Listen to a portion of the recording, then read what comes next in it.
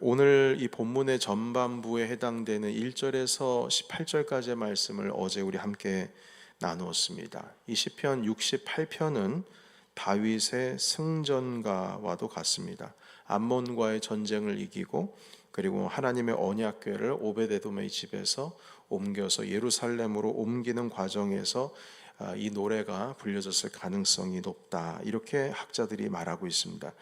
하나님께서 원수들을 무찌르시고 전쟁에서 승리하시고 성소로 행차하시는 모습이 드러나 있습니다. 곧 장군이, 왕이 전쟁에서 이기고 다시 궁으로 복귀하는 모습과 같은 이미지가 우리가 어제와 오늘 읽은 이 본문에서 나타나게 됩니다.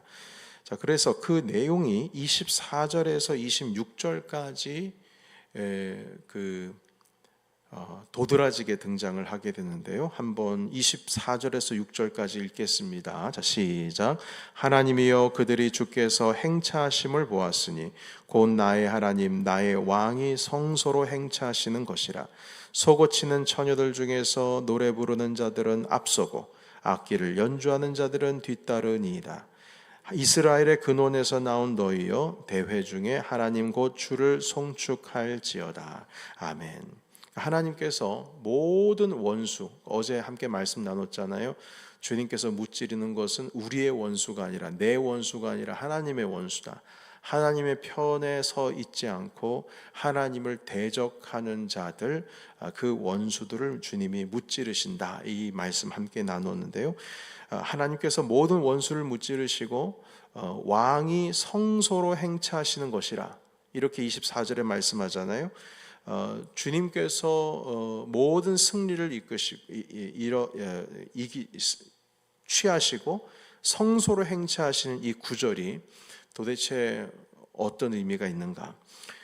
예수 그리스도께서 죽음에서 이기신 사단의 모든 그들의 계획과 그들의 모든 영향력을 발로 밟으시고 영광 중에 부활하신 이 모습의 그림자가 지금 여기에 담겨 있습니다.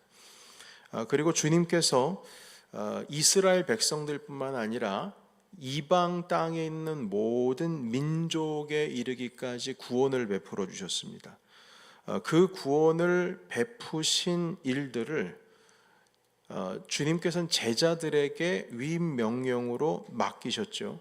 그 내용을 이제 우리가 오늘 읽고 있는 이 내용들 가운데에서 그 그림자를 볼 수가 있습니다.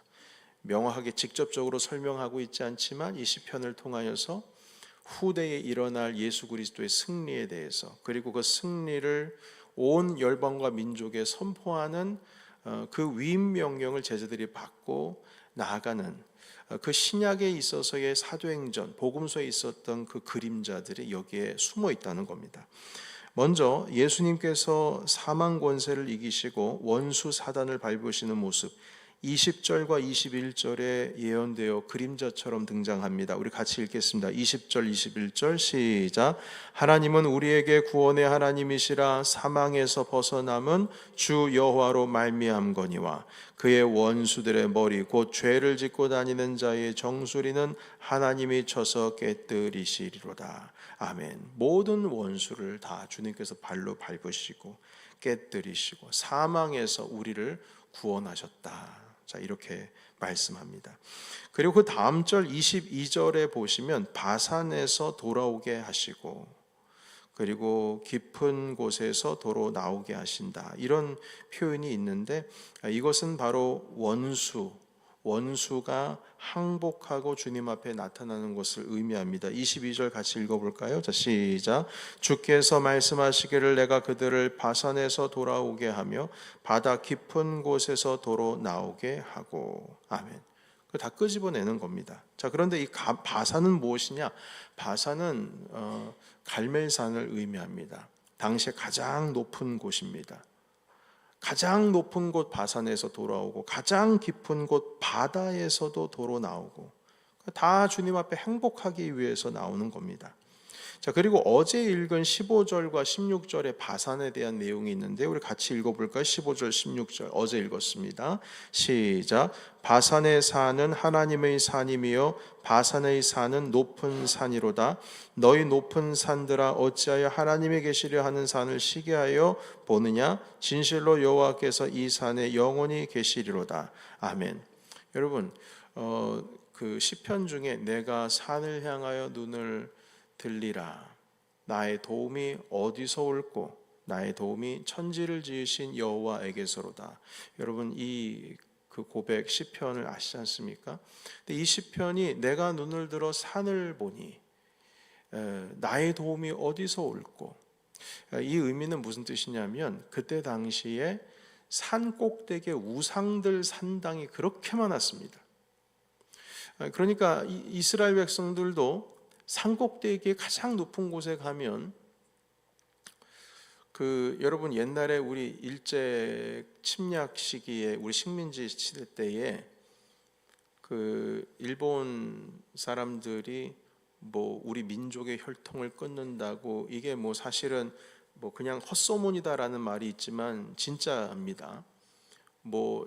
한국의 민족의 정기를 깬다 해가지고 높은 산 어디 줄기에 올라가지고 다 말뚝박고 그랬던 것 이야기를 소문으로라도 한번 들으신 적이 있지 않습니까?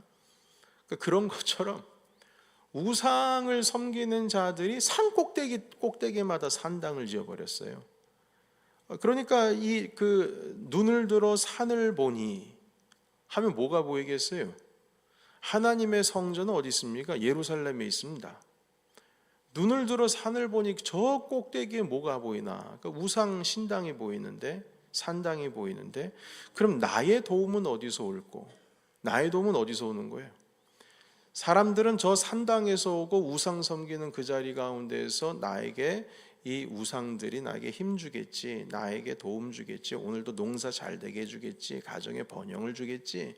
눈을 들어 산을 보니까 산당들밖에 없어요. 그때 고백합니다. 나의 도움이 어디서 올까? 나의 도움은 저 산 꼭대기에 있는 산당에 있는 우상들에게서 오는 게 아니라 천지를 지으신 여호와 하나님에게로부터 나의 도움이 온다. 이렇게 고백하는 겁니다. 그러니까 여기 보시게 되면 높은 산들아, 그 높은 산들은 당시의 열방의 왕들입니다. 왕들을 의미해요. 그러니까 너는 하나님이 계시는 산을 어떻게 시기하여 보느냐. 이 뜻은 무슨 뜻이냐면 주님께서 주님이 계시는 곳은 높은 곳, 거기에 산당 짓고 거기에 성막 짓고 이게 의미가 아니라 이 의미는 가장 높은 권력의 자리, 가장 지존의 자리, 그 자리는 너희들이 서 있을 것이가 아니고 하나님이 계셔야 될 곳이다. 그 주님이 계신 자리를 어떻게 그렇게 넘볼 수가 있느냐? 너희 높은 산들아, 열방의 왕들아, 모든 민족의 권력자들아, 다 주님 앞에 내려오라. 높은 산 바산에 있는 자들도 돌아오고 깊은 바다 속에 있는 자들도 돌아오고 다 항복해라. 하나님께서 다 조용히 시켜버리는 거예요. 높은 산들, 다시 말해서 열 왕들을 의미하죠.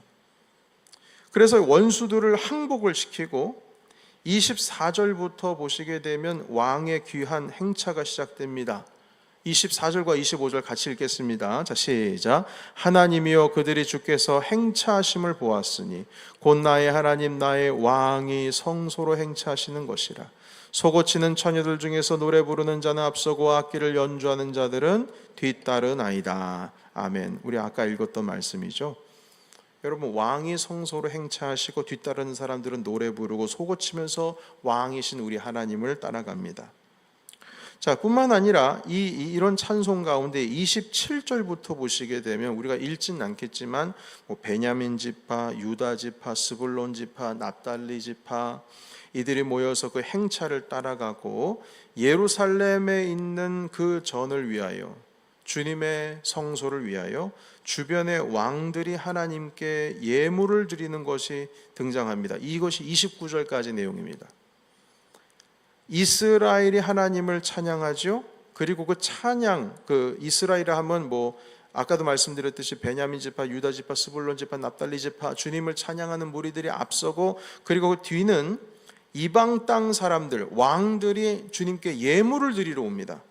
여러분, 그것이 바로 30절 이후에 등장하는데, 이스라엘 자손만이 아닌 하나님은 온 땅의 왕이 되신 겁니다. 그래서 다른 이방 사람들도 주님을 경배하고 찬양하기 위해서 나오는 거예요. 여러분, 그래서 그 구절들을 볼까요? 함께 29절, 우리 28절에서 29절까지 말씀 읽어보겠습니다. 자, 시작. 내 하나님이 너의 힘을 명령하셨도다. 하나님이여 우리를 위하여 행하신 것을 견고하게 하소서. 예루살렘에 있는 주의 전을 위하여 왕들이 주께 예물을 드리리이다. 아멘. 그 열방의 왕들, 높은 산의 주인들, 그 사람들이 와서, 그 권력자들이 와서 주님께 예배를 드린다는 거예요. 여러분, 이 의미는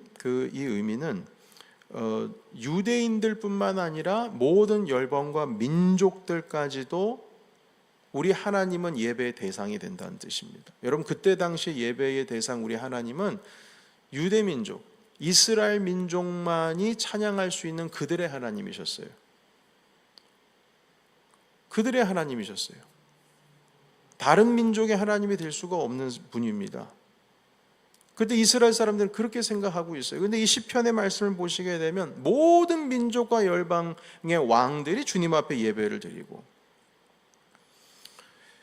여러분, 그 마태복음에 보시게 되면 동방박사 세 사람에 대한 이야기가 나오는데, 동방박사들이 유대인이 아닙니다. 저 이방 사람들이에요. 여러분, 예수님을 가장 먼저 영접하고 경배한 사람들이 이방 사람들입니다. 유대 민족이 아니에요. 유대 민족은 예수님을 죽이려고 했죠. 그러나 동방 박사는 이방 사람으로서 가장 지존하고 학식 있고, 그리고 때로는 이 동방 박사들이 그 이방의 왕이었다라고 하는 그 신학자들의 설도 있습니다. 그냥 단순히 천문학자일 뿐만 아니라 가장 지혜를 가지고 있는 가장 높은 곳에 있는 지존자들이다. 이들이 왕의 예물을 드렸다는 것이죠. 그것도 황금으로. 당신은 만왕의 왕이십니다. 그러니까 여러분, 이 땅에 있는 모든 이스라엘 백성들뿐만 아니라 모든 민족과 나라들로부터 찬송받으시는 내용이 여기 등장하는데, 여러분 31절과 32절 같이 읽겠습니다. 자, 시작. 고관들은 애굽에서 나오고 구스인은 하나님을 향하여 그 손을 신속히 들리로다. 땅의 왕국들아 하나님께 노래하고 주께 찬송할지어다. 아멘. 여러분, 이렇게 하나님을 경배할 수 있는 이유는 우리 예수 그리스도로 인하여서 십자가에서 돌아가시고 우리의 죄를 모두 다 사하시고 죽음에서 부활하신 그분을 믿는 모든 그리스도인들, 유대인들뿐만 아니라 모든 이방 땅, 모든 민족, 열방, 그들이 예수 그리스도의 이름으로 말미암아 죽음에서 구원을 얻고 나서 하나님을 찬양하고 있는 모습을 지금 미리 그림자로 보여주는 겁니다. 우리 주님의 계획은 이스라엘 백성들만 찬송받으시는 것이 아니라 이 땅에 있는 모든 민족과 나라들로부터 찬송받는 겁니다. 만약에 우리가 구약으로만 머물러 있으면 우리 지금 여기에서 우리 예배드리는 우리들은 하나님을 예배할 필요가 없습니다. 거기서 끝나버리면. 주님의 계획은 그리스도로 말미암아서 모든 민족에 이르기까지. 우리는 이스라엘 사람들이 아니잖아요. 유대 민족이 아니잖아요. 그러나 모든 민족에 이르기까지 나는 만국의 왕이다. 그 고백을 할 수 있는 것은 우리 그리스도 때문인 것입니다. 여러분, 그래서 이 하나님의 승리는 단순히 이스라엘만 누리고 하나님께 경배하는 것이 아니라 이방 민족과 나라들도 하나님 아버지 앞에 나와서 예배해야 된다는 겁니다. 이것이 바로 시편 68편이 노래하고 있는 찬송입니다. 그래서 여러분, 우리가 예배하고 찬송할 때에는 우리 눈에 보이진 않지만 이 찬송과 모든 예배 가운데 있어서는 선교적인 명령이 그 안에 담겨 있습니다. 그리고 선교 신학이 그 찬송과 예배에 담겨 있습니다. 우리가 예배를 드리는 가운데, 찬송을 드리는 가운데에 단순히 그리스도를 믿고 의지하는 나만 하나님께 예배를 드리는 것이 아니라 계속 우리 이번 주에 시편 함께 살펴보면서 추수감사절에 대한 수장절에 불렀던 노래도 함께 살펴보고 다 우리 보셨지 않습니까? 하면서 그냥 나만 잘 믿고 잘 사는 거, 나만 구원 얻는 것에 대해서 시편은 초점을 맞추는 것이 아니라 심지어는 그리스도를 믿지 않는 자들에게까지도 주님을 찬양하고 예배할 수 있도록 기회를 주시는, 주님께로 돌아오게 하시는 신학이 여기 담겨 있다는 겁니다. 여러분, 우리의 예배는 우리의 예배로만 끝나는 것이 아니고, 우리의 찬송은 우리의 찬송으로만 끝나는 것이 아니라 모든 민족과 백성과 방언들이 함께 할 때에 가장 주님께서 계획하신 이상적이고 가장 성경적이고 하나님께서 본래적으로 꿈꾸셨고 원하셨던 그러한 찬송과 예배가 되겠습니다. 여러분, 이와 똑같은 유사한 찬송과 예배가 요한계시록에 기록이 되어 있습니다. 이 요한계시록에 등장하고 있는 이 예배는 궁극적으로 우리가 나아가야 할 예배의 모습입니다. 계시록 7장 9절에서 10절까지의 말씀을 읽겠습니다. 요한계시록 7장 9절에서 10절까지의 말씀을 우리 같이 읽겠습니다.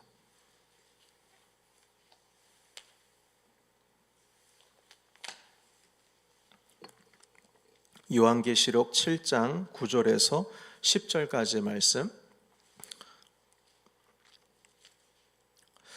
우리 다 같이 읽겠습니다. 요한계시록 7장 9절에서 10절.